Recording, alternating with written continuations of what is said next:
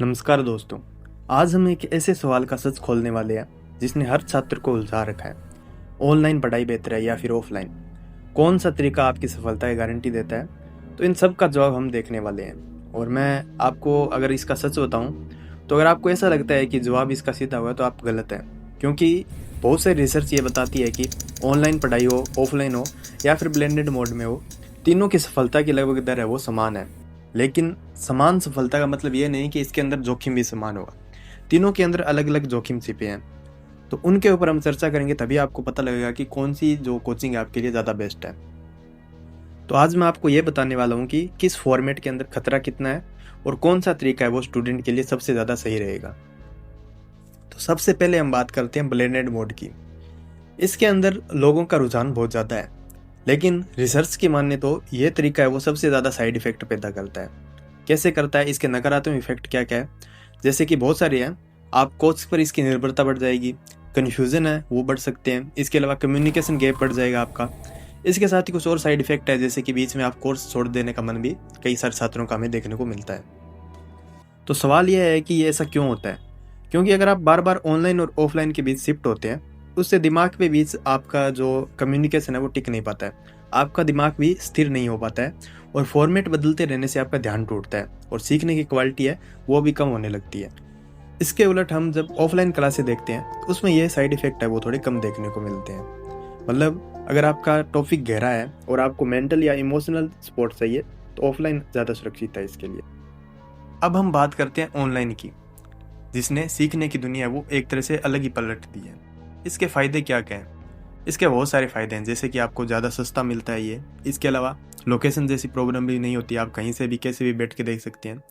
इसके अलावा international coaches तक आपकी पहुंच हो जाती है, यानी बहुत सारे बेहतरीन टीचर है वो आपको ऑनलाइन पढ़ा सकते हैं, तो आपको दूर जाने की ज़रूरत नहीं है। इसके अलावा समय की आपको आज़ादी मिलती है इसमें। लेकिन इसके नुकसान क्या-क्या देखने को मिले? तो हमने बहुत सारे डेटा है वो देखे हैं, उनके हिसाब से मैं आपको बताता हूँ इसमें क्या-क्या नुकसान है बड़े हैं, वो हमें देखने को मिलते हैं। तो सबसे पहला नुकसान है इसका drop out rate. Online courses जो है, जो भी है, बच्चे लेते हैं, उसमें ड्रॉप आउट रेट है, वो ऑफलाइन के मुकाबले 2 गुना ज़्यादा पाया गया है।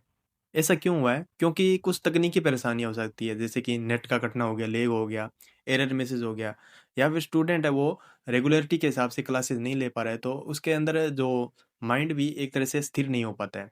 तो इसके लिए वो फिर ऑनलाइन है वो ड्रॉप करके फिर ऑफलाइन में शिफ्ट हो जाता है। ऐसे दिए जो कारण भी हमें देखने को मिलते हैं।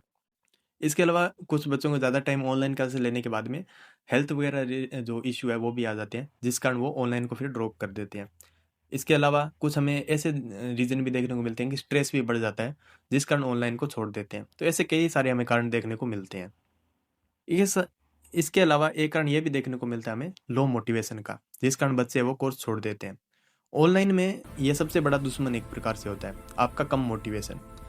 अगर आपके अंदर मोटिवेशन कम है, आप धीरे-धीरे मतलब छोटी-सी बात पे डीमोटिवेट हो जाते हैं, तो ऑनलाइन कोर्स में आपको ये समस्या बहुत ज़्यादा देखने को इसके साथ ही लगातार स्क्रीन पर देखने से, चेहरों को पढ़ने से, बॉडी लैंग्वेज समझने से आपके दिमाग पर भारी बोझ पड़ता है। इसके कारण आपको सिर दर्द हो गया, आंखों में तनाव हो गया, जल्दी थकावट आना और गहरे विचार करने की क्षमता भी इससे धीरे-धीरे कम होने लगती है। यानी कि ऑनलाइन पढ़ाई सफल तभी है जब आपकी तकनीकी सहनशक्ति और मोटिवेशन बहुत ज़्यादा मजबूत हो। ऑफ़लाइन की बात करें हम, तो ऑफ़लाइन के अंदर ह्यूमन कनेक्शन हो गया, जैसे कि आपके अंदर कोच और जो स्टूडेंट है, जो टीचर हो गया और स्टूडेंट है, इन दोनों के बीच कनेक्शन है वो बढ़िया बनता है। इसके अलावा बेटर डिसिप्लिन आता है और आपके अंदर मिनिमम साइड इफ़ेक्ट है इसमें देखने को मिलते हैं, ऐसी चीज़ें बोलते हैं। लेकिन ऑफ़लाइन की फ़ीस की बात करें और चीज़ों की बात करें तो बहुत ज़्यादा हाई है। इसके अलावा मिडल क्लास के बच्चे हैं वो इसको अफ़ोर्ड भी नहीं कर पाते। क्यों? क्योंकि जो हाई क्वालिटी वाली कोचिंग वगैरह है वो बड़े-बड़े सिटी एरिया में है और वहाँ पे आपका खर्चा भी ज़्यादा आता है। तो इसके साथ ही अगर हम देखें कि तीनों में कौन-सी फिर ज़्यादा बेटर रहेगी हमारे लिए, तो इसका सीधा जवाब ये है कि आपकी प्राथमिकता क्या है? अगर आपको कम कॉस्ट में फ्लेक्सिबल और बहुत ज़्यादा उच्च क्वालिटी का, इसके अलावा ग्लोबल एक्सेस वाला कंटेंट चाहिए, तो आप ऑनलाइन को चुनिए, क्योंकि उसमें आपको बेहतर से बेहतर टीचर है वो मिल जाएँगे। लेकिन आपका अगर टॉपिक गहरा है या फिर आपको मतलब मोटिवेशन की ज़्यादा ज़रूरत है, आप इमोशनली या फिर आपके अंदर मतलब ह्यूमन कनेक्शन है वो बहुत ज़्यादा ज़रूरी है, इसके लिए आपको ऑफ़लाइन चुनना ज़्यादा बेटर रहेगा। क्योंकि अगर आपके अंदर मोटिवेशन ही नहीं है, तो आप ऑनलाइन के अंदर डीमोटिवेट बहुत जल्दी हो जाएँगे।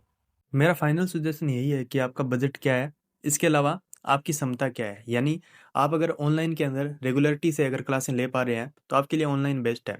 लेकिन आपके अंदर अगर मोटिवेशन की कमी है, आप छोटी-छोटी बातों पे या फिर स्ट्रेस ज़्यादा लेते हैं, तो या फिर डिमोटिवेट ज़्यादा होते हैं, तो फिर आपके लिए ऑनलाइन है वो थोड़ा नुकसान भी कर सकती है। इसके लिए आपके अंदर ऑफलाइन का विकल्प है वो ज़्यादा बेटर रहेगा।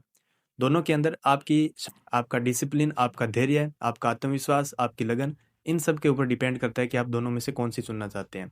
अगर आपको ऑनलाइन बेटर लगती है तो आप ऑनलाइन में पढ़ सकते हैं, ऑफलाइन बेटर लगती है तो आप ऑफलाइन भी चुन सकते हैं। ये आपके ऊपर है, क्योंकि सफलता दोनों के अंदर मिल सकती है, लेकिन दोनों के अंदर जो नुकसान है वो मैंने आपको बता दिया किसमें क्या होता है। तो उसके हिसाब से आप चुन सकते हैं। Thank you.